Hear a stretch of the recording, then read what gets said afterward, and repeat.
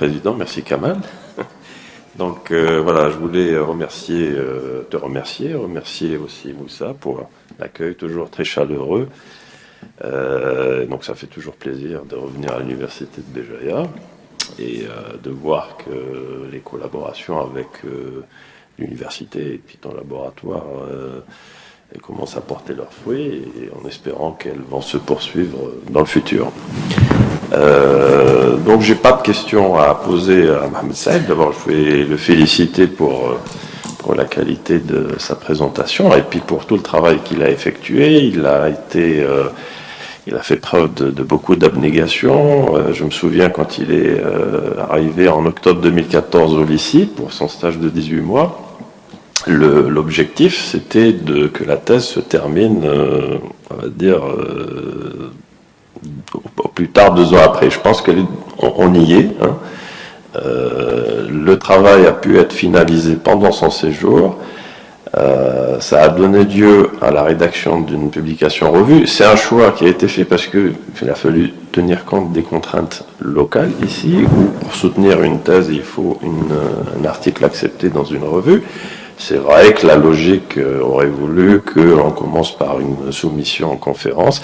C'était un peu osé, mais bon, ça a porté ses fruits. Voilà, donc je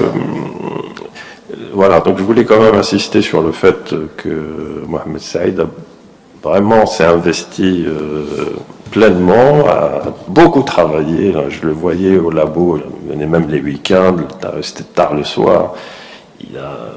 Voilà, je suis très content que ça se concrétise aujourd'hui.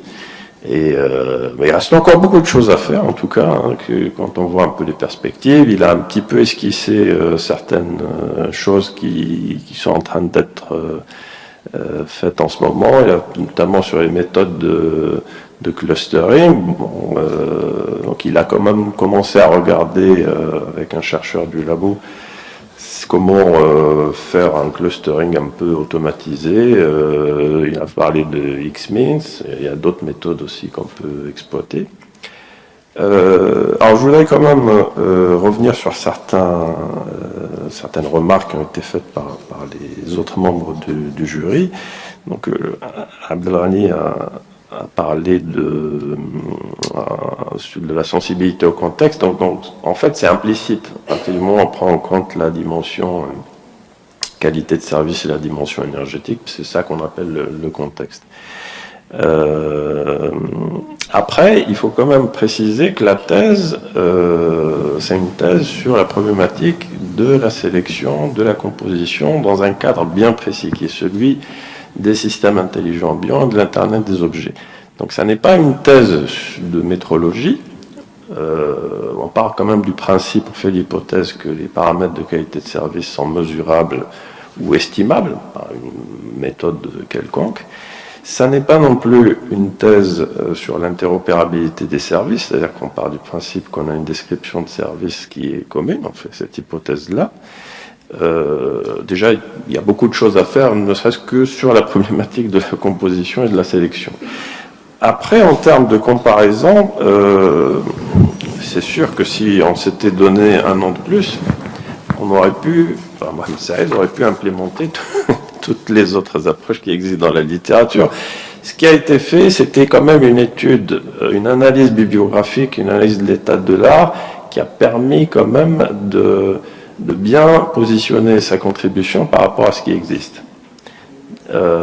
Et les évaluations, les comparaisons qui ont été faites, c'était par rapport à une classe d'approches, de méthodes qui sont basées sur les fonctions, le principe de Pareto. Donc c'était par rapport à ça que les évaluations ont été faites. Alors, on est dans un cadre un peu particulier, puisque quand on regarde bien dans la littérature, traiter à la fois la qualité de service et l'énergie, dans ce contexte, dans ce cadre d'application spécifique qui est l'Internet des objets, il n'y a pas beaucoup de travaux dans la littérature qui existent. Ça commence à beaucoup de recherches qui se font et ça explique pourquoi, en termes d'évaluation, on n'a pas pu comparer, parce qu'il faut comparer ce qui est comparable. Voilà, après il y avait une remarque sur l'aspect temps réel. Donc là encore, on n'est pas dans un contexte d'application critique, type avionique ou autre, où on a des contraintes temps réel strictes.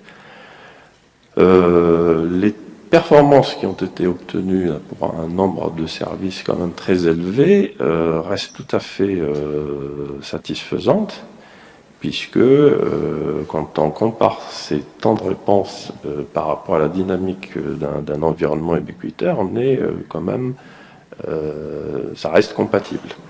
Voilà. Après, ça reste une question de support de puissance de calcul, mais c'est un faux problème pour moi. Voilà, est-ce qu'il y avait d'autres points à voir? Non, c'est à peu près tout. Voilà, donc je te félicite pour ton travail. Merci. Et puis j'espère qu'on va continuer à collaborer. Oui. Merci beaucoup, Yassine. C'est toujours un plaisir de te recevoir à Bjaya. Voilà, et vraiment, merci pour tout ce que tu as donné pour le laboratoire et le département d'informatique, comme Hamd Nasser et Boufaïda et tous les collègues. J'espère qu'on continuera sur cette dynamique. J'espère aussi très bientôt, il y aura une nouvelle thèse avec de Ashrofen, j'espère. Hein. On va faire le maximum pour que je revienne en 2017 ici. Exact. J'espère de tout cœur. Hein. Je donne la parole